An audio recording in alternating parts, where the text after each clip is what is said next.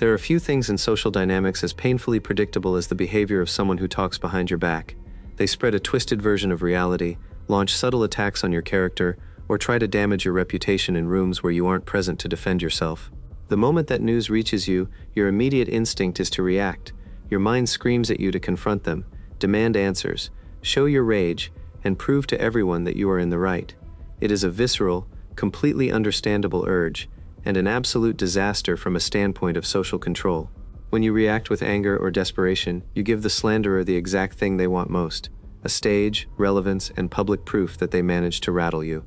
The moment you lose your composure, public perception shifts. You stop looking like an unfair target and start looking unhinged.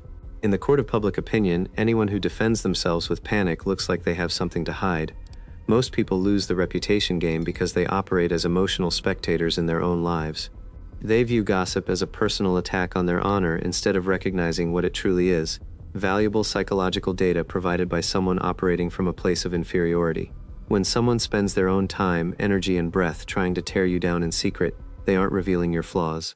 They are involuntarily exposing their own weaknesses, envy, and deep-seated inadequacy. Backstabbing is the weapon of the weak, those who lack the intellect, moral authority, or personal courage to face you directly. Someone who resorts to damaging your image from the shadows does so because they know that in a direct, open confrontation, your presence would completely overwhelm them. A trained observer doesn't get angry upon learning they were talked about. They gain clarity. They realize that emotional outrage is a high-value currency that should never be wasted on minor characters. When you view slander through a lens of sharp, objective analysis, the dynamic shifts entirely. You stop trying to put out narrative fires started about you and begin calmly tracking who lit the match, who is fanning the flames, and who is standing by waiting for your downfall. The smart response to backstabbers is never drama, heated arguments, or passive-aggressive social media posts. The ultimate counterplay is the total destruction of their narrative through unyielding composure, subverting their expectations, and strategically isolating the aggressor. To dismantle the hidden mechanics of gossip before it gains momentum, you must first break down what keeps a lie alive.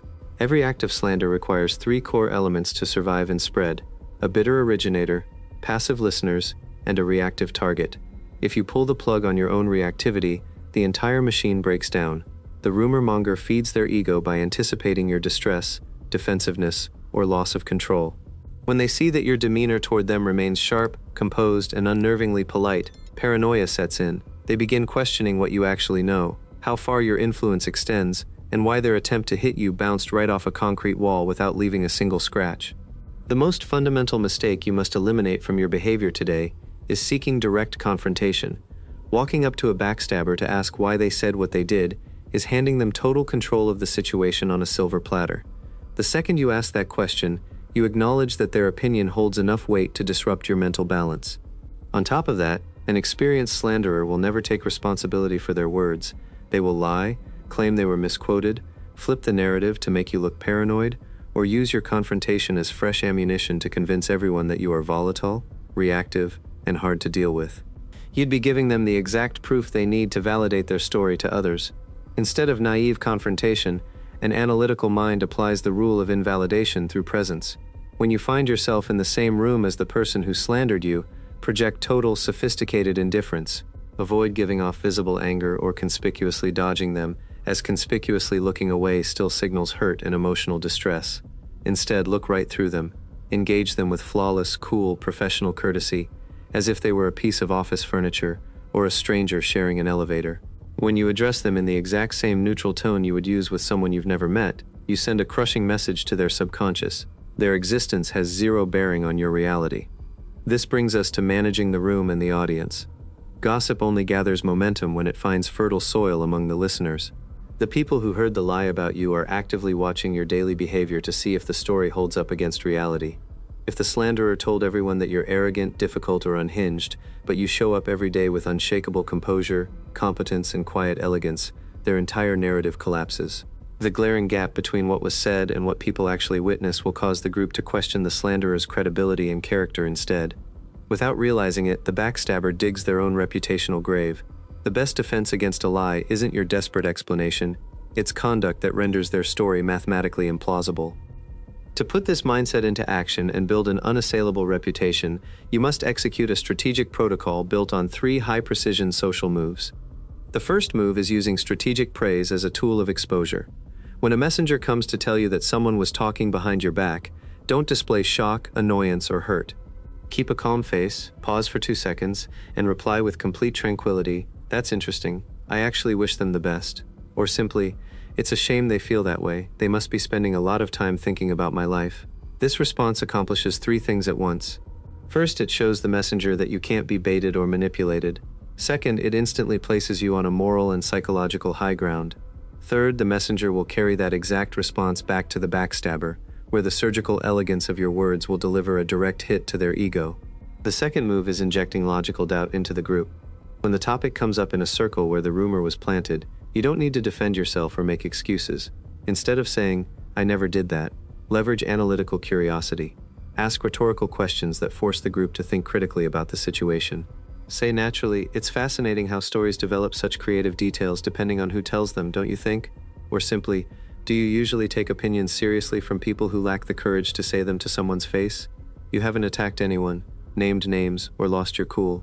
You've simply shined a bright spotlight on cowardice, reminding everyone present that anyone who gossips about you today will do the exact same thing to them tomorrow." The third move is completely revoking their access to your life. The moment someone talks behind your back, they forfeit all rights to know what's happening in your personal affairs or future plans. Keep every interaction strictly functional.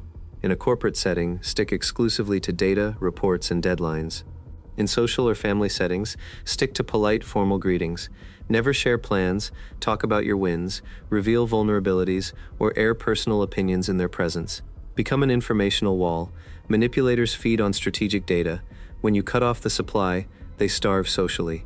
They may keep attempting to invent stories, but without fresh material, their lies will get increasingly absurd and desperate until everyone notices their obsession. When you analyze a backstabber's psychology, you realize their behavior almost always stems from a gap in status or capability. Someone who resorts to slander knows they can't compete with you using normal metrics like competence, charisma, or raw results. Because they can't rise to your level, their wounded ego sees only one option: pull you down to theirs by damaging your image. It's a race to the bottom. Knowing this, descending to their level to argue, fight, or prove a point gives them the only victory they could ever hope for, getting you to roll around in the mud they created. True authority isn't projected through volume, it's established through depth of presence. When you walk into a room knowing who you are, what you're capable of, and what you're worth, side comments lose all power to alter your heart rate. Look at how the sharpest, most observant people move in the real world. They don't waste time explaining themselves to people committed to misunderstanding them. They don't schedule emergency meetings to clear the air with people who just want a performance. They keep moving forward, delivering results and maintaining flawless conduct while time exposes the mediocrity of those trying to sabotage them. Over the long haul, time is truth's greatest ally and gossip's worst enemy. A lie demands constant upkeep, fresh inventions, and complicit listeners to survive. Truth and a solid reputation require no verbal maintenance. They stand on the consistency of facts over months and years. A slanderer eventually chokes on their own web of contradictions because they have to tweak the story for every new listener, while you simply remain the same grounded, consistent person across every scenario. Be relentless with your energy management. Your time on this earth is finite, and your attention is your most valuable resource. Wasting brain power trying to decode a backstabber's mind is a subtle form of self-destruction. Instead of asking, "Why did they do this to me?" ask yourself, "Why am I still letting them occupy space in my head?" The shift happens the instant you realize an opinion only carries the weight you choose to give it. If you dismiss it with a subtle smile and keep driving forward, their attack fails completely. Average minds spend their lives discussing people. Mediocre minds spend their lives discussing past events. Truly strategic minds observe human behavior, read the unspoken patterns, and master their response to the environment. Let the weak stay in the shadows, whispering about their frustrations. Your job isn't to fix someone else's lack of character, nor is it to be liked by everyone around you. Your job is to stay sharp, keep a cold mind, maintain an unshakable posture, and hold absolute control over your inner circle. When you master the art of tuning out the noise and focusing on building your own presence, slander stops being a threat and becomes public confirmation that you are moving too fast for them to reach you any other way. Let them talk behind your back. After all, that is precisely where they belong, behind you.